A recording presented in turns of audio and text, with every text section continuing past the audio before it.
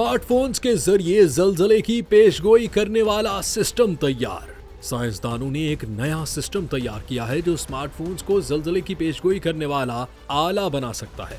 ये सिस्टम लोगों को बर वक्त बड़े जलजले से खबरदार करने का एक कारगर तरीका हो सकता है।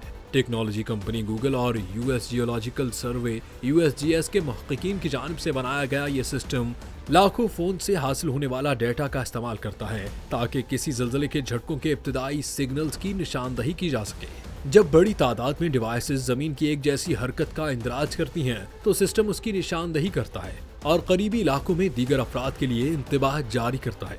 जनरल साइंस में शाया होने वाली तहकीक में मालूम हुआ कि इस नेटवर्क ने एक माह में 300 से ज्यादा जलजलों की निशानदही की।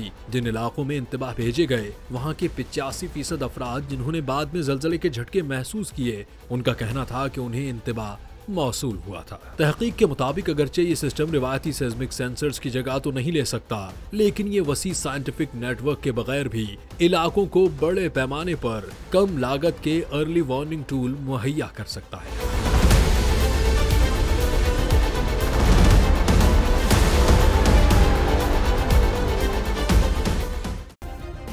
सब्सक्राइब करें और बेल दबाएं ताकि कोई खबर रह न जाए।